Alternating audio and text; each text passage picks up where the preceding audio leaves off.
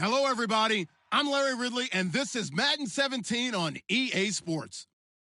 It would be no surprise if today's matchup turns into a grinded-out affair. The Browns are top 10 in defensive yards allowed, and they go up against the Texans, who will need to find a way to move the football. With that, let's get up to Cleveland. We're standing by our Brandon Guyton and Charles Davis. We are just a stone's throw away from the Rock and Roll Hall of Fame as we get set for football at First Energy Stadium in Cleveland, Ohio. Tonight, we've got a great Sunday night matchup between the Houston Texans and the Cleveland Browns. This will be fielded at the 6. Solid return, pretty good field position. They'll start at the 32-yard line.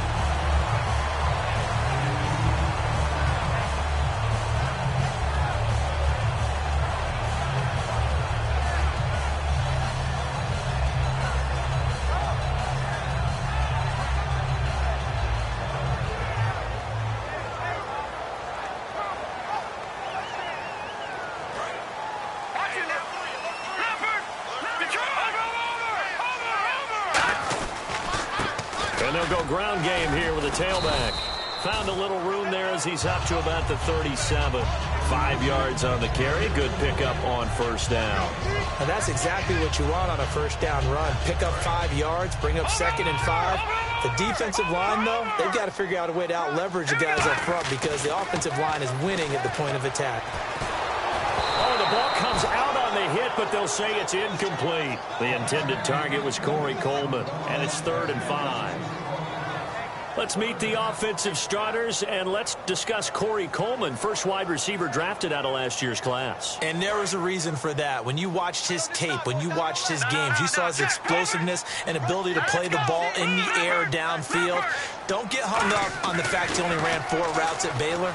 Just coach him up and turn him loose. He sets to fire. That's caught inside the 20. And all the way in. Touchdown, Cleveland. Corey Coleman hitting double digits with his 10th touchdown of the season. And the Browns have taken the early lead. It's up and through to make it 7-0 Browns.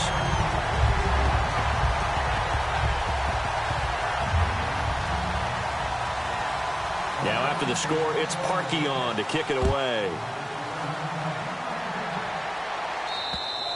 And that'll carry over the back line of the end zone for a touchback.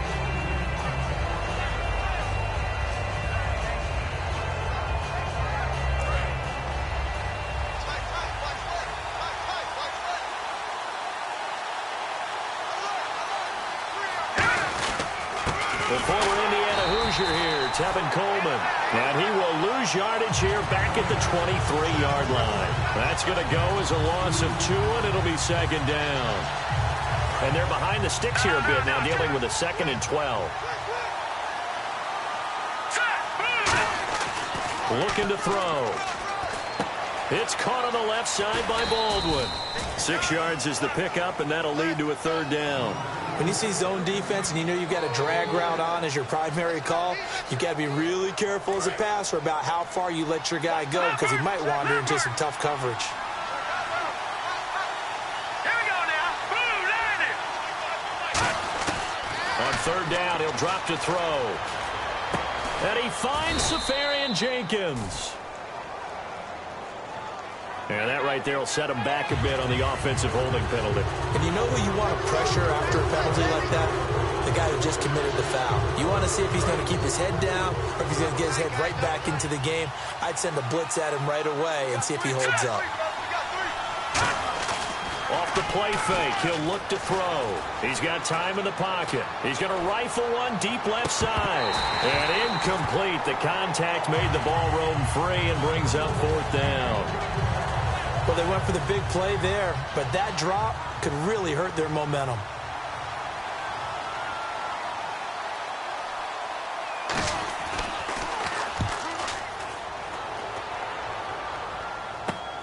And it's fielded at the 34. It'll be a 44-yard punt. The return goes for 8. And the Browns will take over 1st and 10.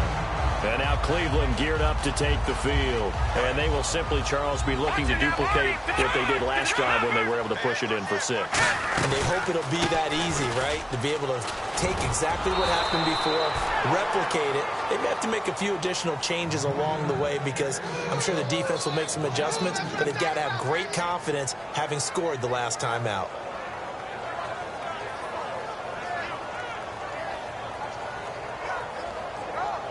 And the offense will be looking to get at least some of this yardage back here. It's 2nd and 12. The defensive line disperses a little bit here, maybe expecting a pass. And it's a short one here, complete to his tight end. And they'll get 9 there as that sets him up better for 3rd down. When you execute a drag or a crossing route really well and give them a chance to let it develop a little bit, you can gain some significant yardage hitting your tight end on that one. They'll look to throw here. And this is going to be incomplete. Really good, smart play by the defense, understanding 3rd and short, guarding the first down sticks, and being able to make a play on the football and bat it down. Now the offense is not leaving the field. They're going to stay out and go for it on 4th and 3. They're indeed going for it as they look to throw. And it is incomplete. Boy, a curious decision to go for it. Doesn't pan out. And the Texans take over an excellent field position. And now out comes Houston. And a 3 and out on that first drive. We'll see if they can do better here. They should have a better opportunity because the nerves should be settled now. That first series, everybody goes out with a little extra emotion. So now they get a chance to go back out and say, okay, now we're into the game. Let's go play and play as best we can. You almost get a mulligan then on that first drive? Sometimes it absolutely serves that way. You get a second opportunity. Nothing big happened. But then again, you didn't commit any mistakes either. Off you go. Caught. Safarian-Jenkins, right side. Good use of the pass there to pick up the first down against a defensive look that they had specifically prepared for, they told us, coming into this one. Certainly seems like they're holding all the right cards now, doesn't it? Because of their preparation. Went back, watched the tape, studied the tendencies, and they feel like they had them down cold, and they were able to use the pass against them. Absolutely love the run right there. This guy's known for his quickness, but also for his speed, and he's able to get to the second level almost before you blink if you give him any type of blocking. Always talk about slot receivers, and they're usually known as quicker than fast. In this case, we've got a guy who's quick and fast, and he used it to great advantage. They will run again with Coleman. And not much to speak of there. Maybe a yard down to the 20. Brought down that time by Christian Kirksey. And a look at the offense that is hoping to put some points up in bunches here in this one. They'll run it now out of the gun. Trying to run inside, but nothing there. Officially no gain on the play, and they're left with a 3rd and 8. And here's the starting crew defensively for Cleveland. Whitney Merciless is rapidly becoming one of the top outside linebackers in the game. As well he should. With that name, he's got to be great. It looks like a nickel set now for the Browns on 3rd down. Now back to throw. He rifles one that's intercepted. A great read, and it's picked off. And a big turnover there as his guys will get the football back. And now Cleveland geared up to take the field. And this offense last time turned it over, went for it on 4th, didn't get it. They're lucky, though, because no points against the team on the board, but we'll see how they respond. Yeah, they've got to get a lot of credit to their defensive teammates, don't they? They had their backs on that last series, and because they did so, that allows the coach to still stay aggressive on offense and maybe go for it again in a similar situation. I was going to say maybe makes that offense feel good, but when you know you've got a defense making stands like that. Yeah, that'll loosen up things a little bit, won't it? Maybe you'll play a little bit better the next time you have the ball. Call it a gain of 4 on 1st, and that'll make it 2nd down. And a look now at the defense for Houston. When it comes to J.J. Watt, we're about out of superlatives, aren't we? So let's just make this simple. One of the best to ever play the game. They're going to look to throw toward the center of the field, but it's incomplete. When you see passes knocked down by those guys I call the frustrated fullbacks, the linebackers, you know that in their zone coverage, they were able to drop, see the ball thrown, and react to it very quickly. And the offense looks to pick up the first here on 3rd after that incompletion. They'll look to throw. And he couldn't hang on to it through the contact. Incomplete. On any passes in the middle of the field, anyone who's going after the football is going to be conscious that it's probably going to be contested, and often physically. Sometimes that leads to drops.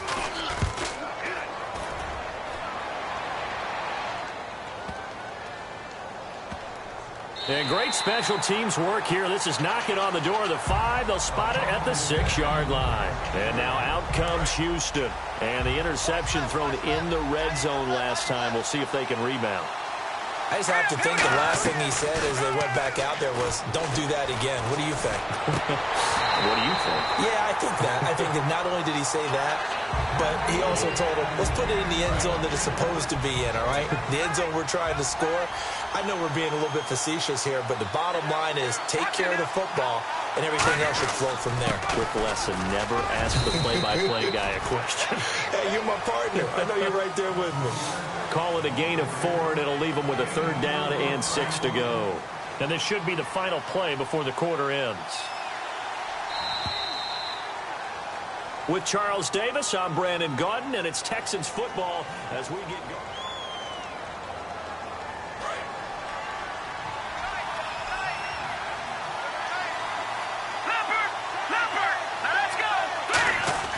They'll drop to throw. It's caught on the left side by Baldwin.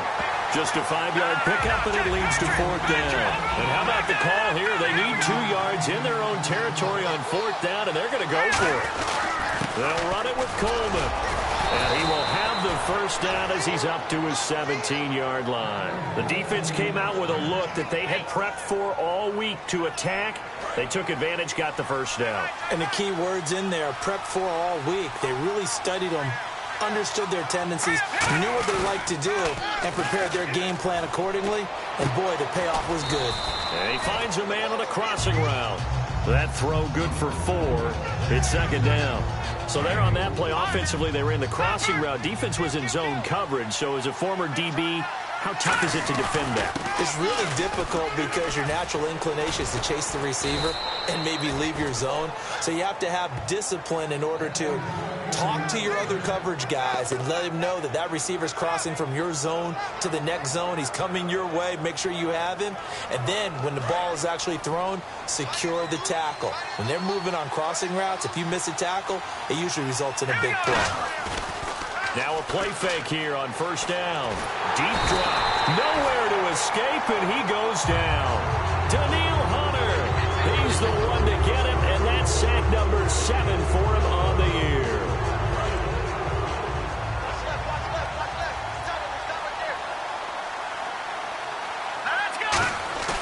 Here's a play fake as they set up to throw. Finding time. Stepping up. He's going to keep it. And they'll take him down at the 31-yard line. Give him 3 on the play. And they're going to face an uphill battle here on 3rd and long.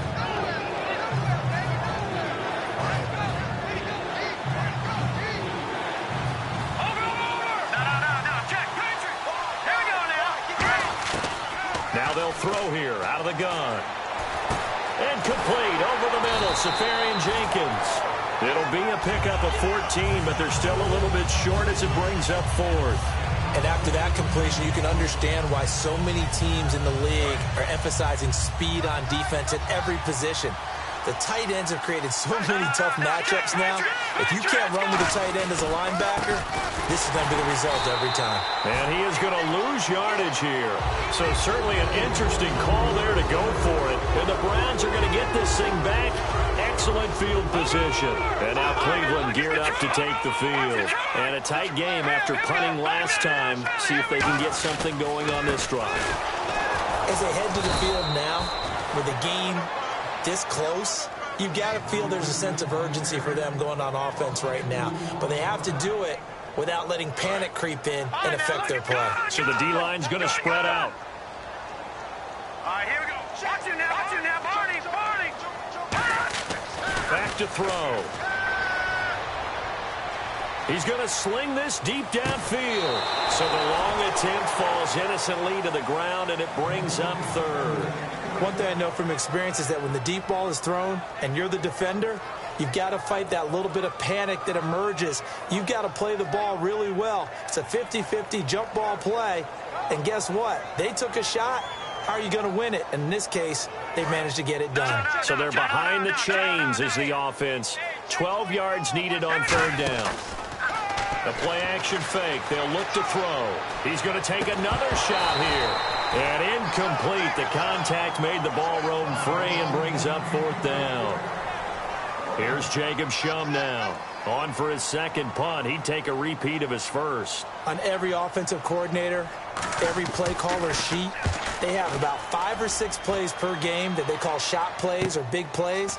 And you don't get many opportunities to dial them up. And they just did. And they drop it with a great chance to make a big play. That's going to hurt. And now out comes Houston. They had a great drive going last time. They were moving the ball, and then all of a sudden it just stalled out. So we'll see what they can do here, Charles. And it's always easy to second guess when you don't get it on a fourth down try. But they had to like the feeling that they had going on offense. They want to continue to see if they can capture that again on this drive and maybe get in the same position. Yeah, and that's, I mean, like I said, they were moving the football. It's not like they went 4 and out, so I don't think it's a deal where the offense doesn't have confidence. No, I agree with you totally on that one. If anything, they may have gained more confidence. Okay, they stopped us once. That's all right. Let's keep moving it. Make them do it again.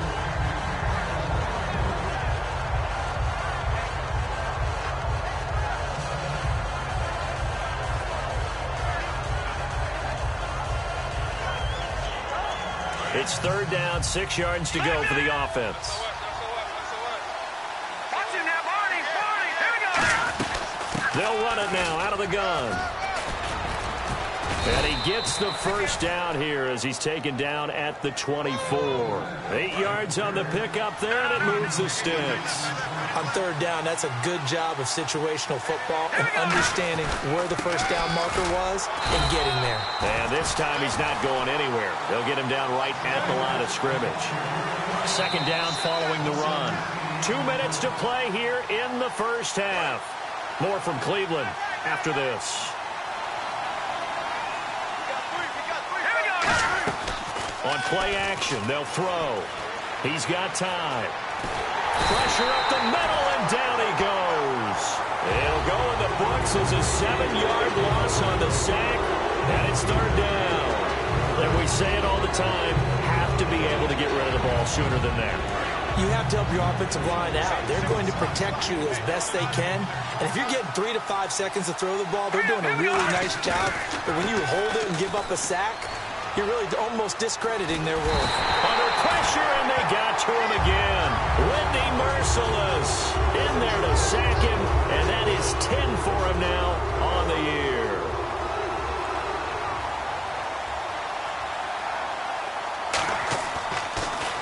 First kick, 47. This one looks good as well. That's taken it around the 40.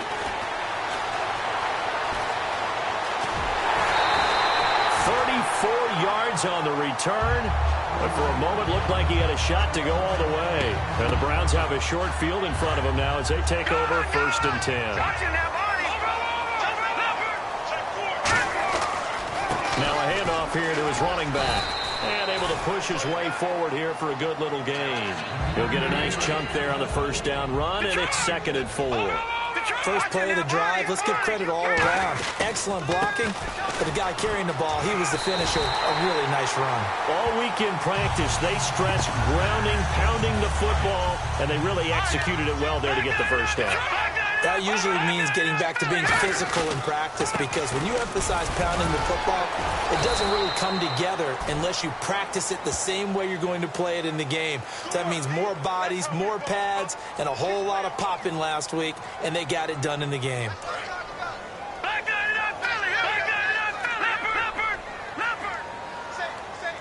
And some changes here as the D-line separates some. And they're going to lose some on this play. Being knocked back to the 18. It's a loss of a yard there, and now 2nd down. And as we've seen throughout this season, it's no picnic trying to score touchdowns against this unit. They're ranked number 1 against the run. But it's also difficult because it's not easy to throw the ball against them either. He'll drop to throw. And the hit jarred it loose. It's incomplete. It looked like they had something there, but I think that he was thinking about running with the football before he actually hauled it in, and that led to a big drop. Third down here for the offense after the incomplete pass. And he'll give it here to his running back. And they'll bring him down at the 13-yard line. It'll be a gain of 5, but they're still left with a long 4th and goal. And they might think about going for it here, but it's still just the second quarter. Take the 3 points, tell the defense you believe in them, and let them get the ball back for you.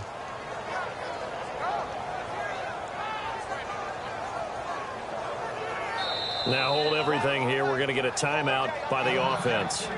So as they take it over, we step aside. So 3 seconds here remain in the half. On is the field goal unit to see about getting 3 points. And Parkey's kick is good.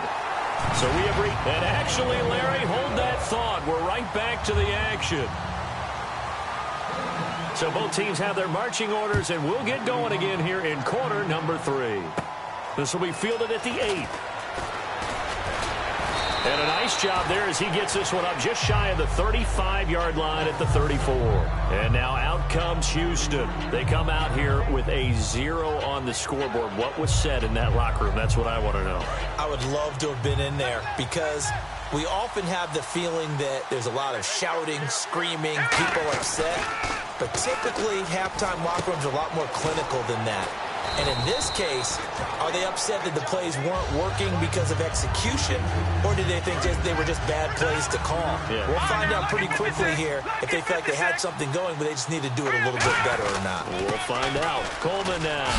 And getting this just shy of midfield, they'll spot it at the 49. A nice pick up there, 10 yards, and it'll move the sticks. So the run moves the chains, and here we go on first down. They're going to look to throw. It's caught. Baldwin. And he'll be taken down at the 44-yard line. 7 yards, the pickup on the pitch and catch. He decided to run a hitch route. It really helped to have a guy who can turn it loose. And, boy, he rifled one in there on that one. Not much run after catch, but it worked really well. Coleman. They get 5 out of that one, and it moves the chains. So many teams want to throw the ball in this situation nowadays, but I love watching a team that has enough confidence to go ahead and run the football in that situation.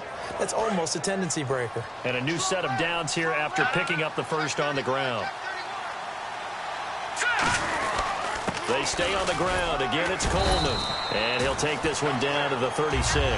A gain of 3, second down. But you know that old expression, it's not my night? It hasn't been his so far. I don't know if the legs are a little bit heavy. Sometimes having to hang out all day and play doesn't exactly play to your advantage, but it's been a tough go for him. And every time he looks up, somebody's there defensively. That was the same case on that play. 18 yards there, down to the 18, and a first down. And here comes play number 6 on this drive. This is Coleman. And they'll lose yardage here. Knocked back to the 19-yard line. That's going to go as a loss of a yard, and it'll be second down.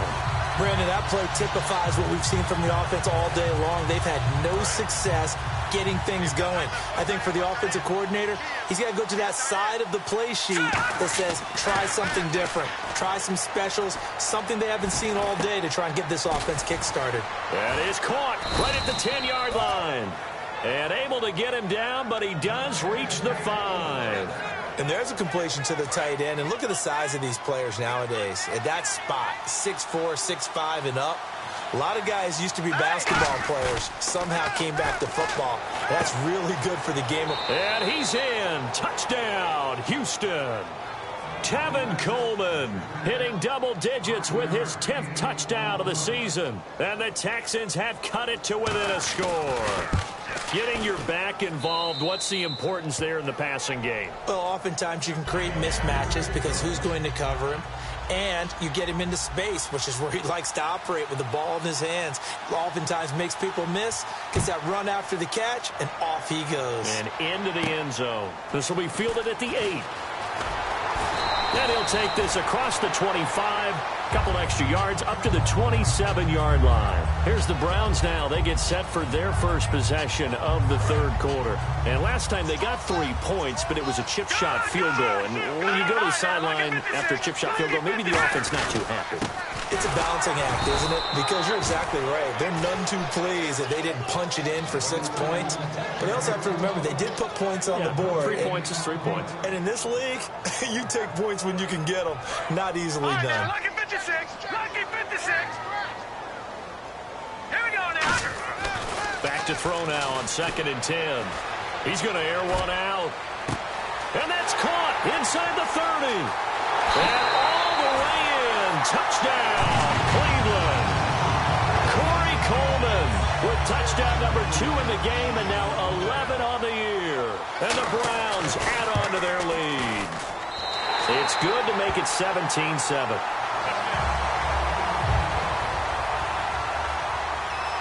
Now after the score, it's Parkey on to kick it away.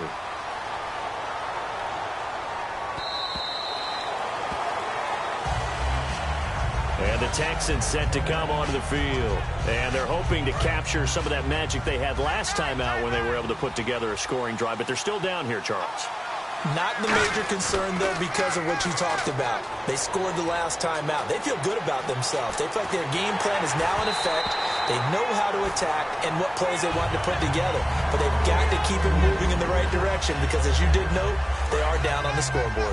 Offense still needing 10 yards. 2nd down. Let's go. Green 39. Looking to throw. He's going to fire one deep over the middle. And both guys were there, but it falls incomplete. And when all else fails as a defender, when you're not there in the coverage, your best friend is exactly what we saw there. A big play shot taken by the offense. Unfortunately, it ended in a big drop. They come out 5 wide, 3 of them to the right side. On 3rd down, he'll drop to throw. A hit as he throws there, incomplete. The intended target, the tight end, Austin Seferian-Jenkins. And that'll bring up a 4th down.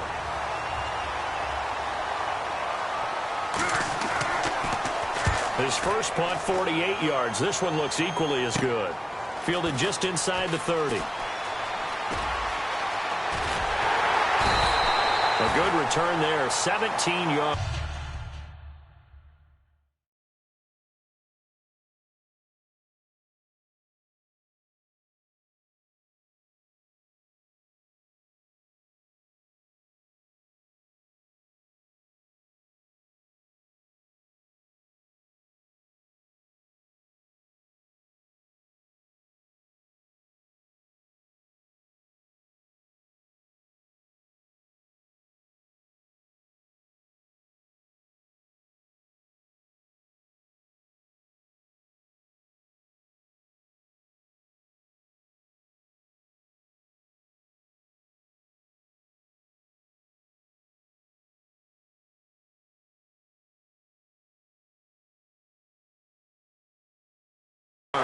And the offense will take over with a new set of downs. And now the Browns offense trots back onto the field. And they'll just simply be looking to build off the confidence of the last time out where they scored a touchdown. And confidence is powerful, isn't it? When you've scored once, you feel like you can go back out there and get it done again. Doesn't matter what the defense throws at them. They feel like they're in a groove right now, and they want to get out there and show it. Yeah, hoping to stay in that groove here this go-around.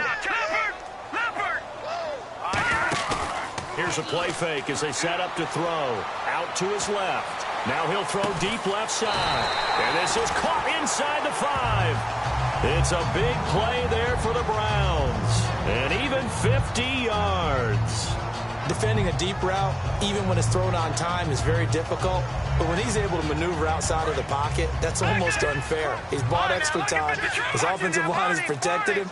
And now when the ball's in the air, the guy downfield has a chance to... And he takes this one in for a Brown score.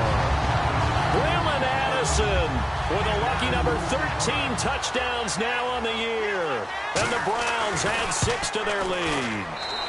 And that'll make this a 3-score game as the lead moves to 17.